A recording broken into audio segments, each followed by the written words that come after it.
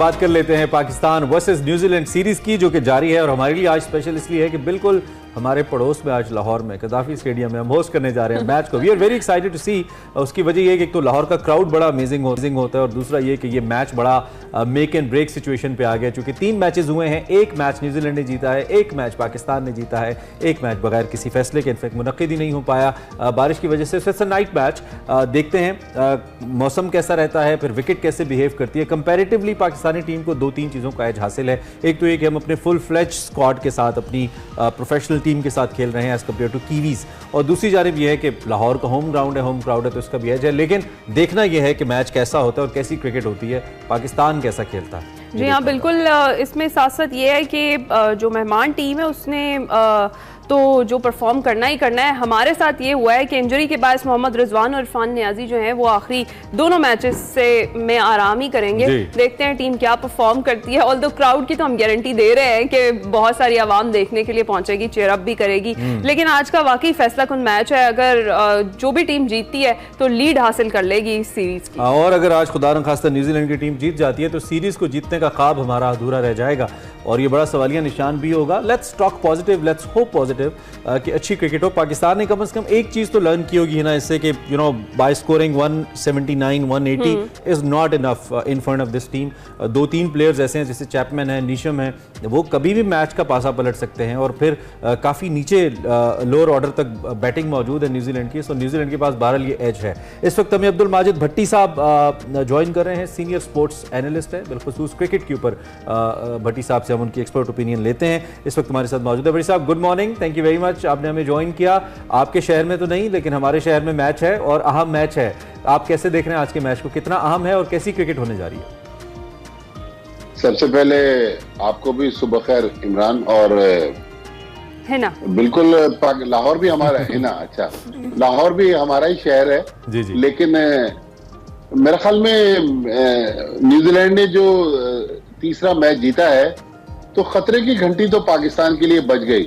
हमारे यहाँ लोग, खासतौर पे हमारे जो एक्सपर्ट्स थे, कोई कह रहे थे कि ये तीसरे दर्जे की टीम है, कोई कह रहे थे चौथे दर्जे की टीम है, लेकिन वो तासुर तो गलत साबित हो गया। लेकिन मेरे ख्याल में पाकिस्तान, बिल्कुल आपने जो शुरू में अपने एंट्रो में जो बात कही, हम जिस ब्रांड की क्रिकेट खेले 180 वाली, ये क्रिकेट अब वो क्रिकेट नहीं है जिससे हम इंटरनेशनल क्रिकेट में सरवाइव कर सकते हैं। मेरे ख्याल में 2 दिन पहले जो शादाब खान की प्रेस कॉन्फ्रेंस थी, उन्होंने भी मासूमियत में स्ट्राइक रेट की बात कर दी। तो हकायत तो यही है कि पाकिस्तान टीम को अब अपना गियर चेंज करना होगा।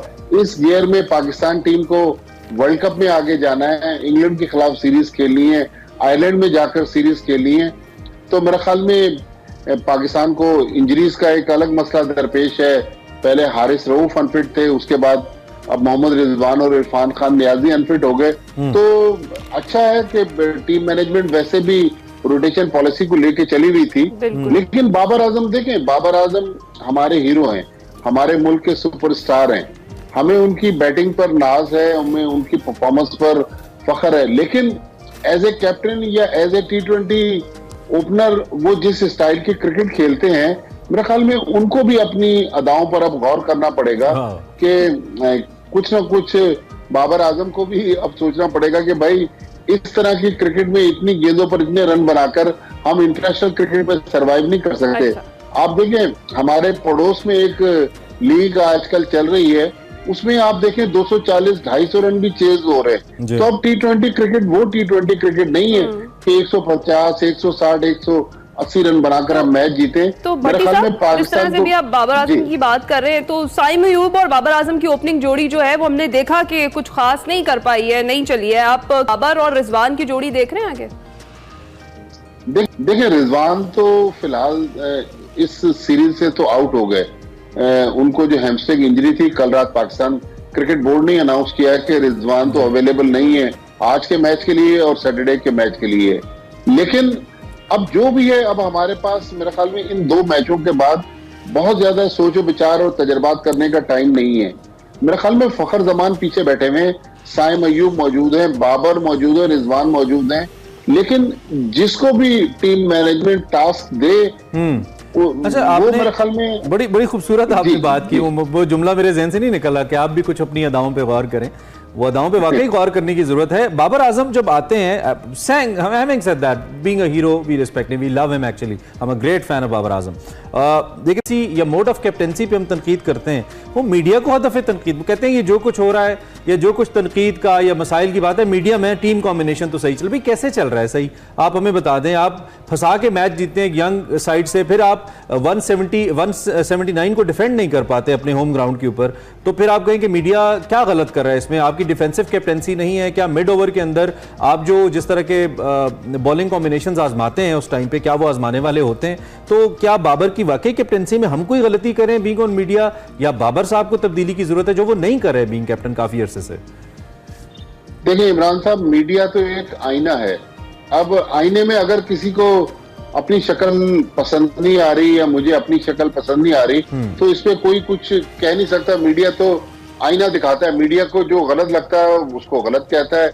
बाज दफा हम भी उसमें शामिल हैं या हमारे कुछ दोस्त एजेंडा लेके भी चल रहे होते हैं, लेकिन ओवरऑल तो देखें आजकल इतना ज्यादा आप लोगों को गुमराह नहीं कर सकते। सोशल मीडिया का दौर है, इलेक्ट्रॉनिक मीडिया पे एक एक सेकंड की लोगों के पास अपडेट आ रही होती है, डिजिटल मीडिया से अपडेट आ रही होती है, तो लोगों को आप गलत तरफ ले जा नहीं सकते।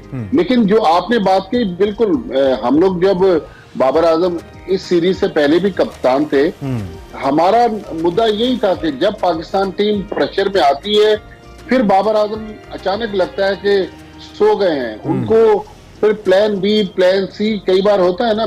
जिस तरह पिछले मैच में जब मार्क चैपमैन ने लाठीचार्ज किया, तो हमारे पास अभी आपने साइम अयूब का ऑप्शन कहा, वो भी मौजूद था। इफ्तिखार ने एक अच्छा ओवर करवाया था, और लेकिन बाबर आजम अपनी एक सेट जो कैप्टेंसी है वो करते हैं। मेरे ख्याल में दुनिया के बड़े और अच्छे कप्तान अगर आप देख लें तो वो वक्त के साथ साथ अपनी प्लानिंग चेंज करते हैं। इंडियन टीम की बड़ी अच्छी भट्टी साहब हमारे पास एग्जांपल है, जो 90s की इंडियन टीम थी, और फिर जो अर्ली 20s और फिर लेट 20s की इंडियन टीम थी, और फिर आजकल की। There is a lot of difference उनके फिटनेस लेवल में, उनकी कैप्टेंसी में, उनकी प्लानिंग में, और ऑब्वियसली उनकी परफॉर्मेंस में। That's why they one lots of world cups, trophies ढेर लगा दी उन्होंने जीत के। और अगर ये वर्ल्ड कप वो नहीं भी जीते, इन प्रैक्टिकली वो इस वर्ल्ड कप को जीते हैं because they have been unbeaten पूरे टूर्नामेंट के अंदर। बड़ी जबरदस्त परफॉर्मेंस उनकी रही, और ये माइंडसेट बड़ा मैटर करता है। हमारे यहाँ अगर हम जीत भी रहे हैं तो तुक्के पे जीत रहे हैं, कभी जीत जाते हैं कभी नहीं जीतते। हमें सर्टेनिटी नहीं मिलती अपनी परफॉर्मेंस के अंदर कि हम सर्टनली ये मैच जीत जाएंगे या हमारी परफॉर्मेंस अच्छी रहेगी, हो सकता है हार भी जाएं। इस अनसर्टेनिटी से कैसे निकलें, having all the coaches and staff and all that? देखिए, इसका तो अनसर्टेनिटी जो पाकिस्तान क्रिकेट बोर्ड के हेडक्वार्टर में है, आपके ऑफिस से थोड़ी दूर जो फिरोजपुर रोड है जी, वहां पर जो अनसर्टेनिटी है उसके असरात हम कई बार पाकिस्तान टीम पर देखते हैं। पिछली जो पीसीबी मैनेजमेंट थी वो हमने देखा कि उन्होंने बाबर आजम को तीनों फॉर्मेट से हटा दिया। एक फॉर्मेट में शान मसूद को लेकर आ गए, एक फॉर्मेट में शाहीन शाह अफरीदी को कप्तान बना दिया। फिर जो करंट मैनेजमेंट है, मुझे मोहसिन नकवी साहब की नीयत पे शक नहीं है, हो सकता है वो पाकिस्तान टीम को बेहतरी की तरफ ले जाना चाह रहे हो, लेकिन मेरे ख्याल में हमारे मुल्क में जो शख्सियात के साथ साथ क्रिकेट बोर्ड में तब्दीलियां आती है ना, वो नहीं होनी चाहिए। दुनिया में आप देखें, कोई भी मुल्क देख लें, ऑस्ट्रेलिया, इंग्लैंड, इवन हमारे पड़ोस में बांग्लादेश, श्रीलंका और इंडिया, वहां पर अगर बोर्ड में तब्दीली भी आ जाए लेकिन टीम में तब्दीली नहीं होती। हमारे यहाँ एक चेयरमैन चेंज होता है, ऊपर से लेके पूरी मैनेजमेंट चेंज हो जाती है। अब आप देखें, हम वर्ल्ड कप की प्लानिंग की तरफ जा रहे हैं, लेकिन अजहर महमूद अभी आरजी, हमने पूरी मुद्दत के लिए अजहर महमूद को कोच लगाया हुआ है। पिछला मैच जब हम थर्ड मैच हारे पिंडी में, बाबर आजम ने कहा कि हम अपनी बैटिंग से बिल्कुल मुतमईन है, हम अपनी फील्डिंग और बॉलिंग की वजह से हारे। अजहर महमूद जब प्रेस कॉन्फ्रेंस के लिए, उन्होंने कहा कि 30 रन हमने कम बनाया, तो मतलब बिल्कुल ठीक है भट्टी साहब, यानी आप यही कह रहे हैं कि जो मुझे मौका मिलता 30 रन मैं बना देते जाएंगे, उन्होंने ही बनाने थे, किसने बनाने हैं? इतनी ज्यादा अनसर्टेनिटी जो है वो मैनेजमेंट से जो है वो ट्रांसफर हो रही है, आपका यही कहना है। बहुत शुक्रिया, आपने अपना कीमती वक्त हमें दिया।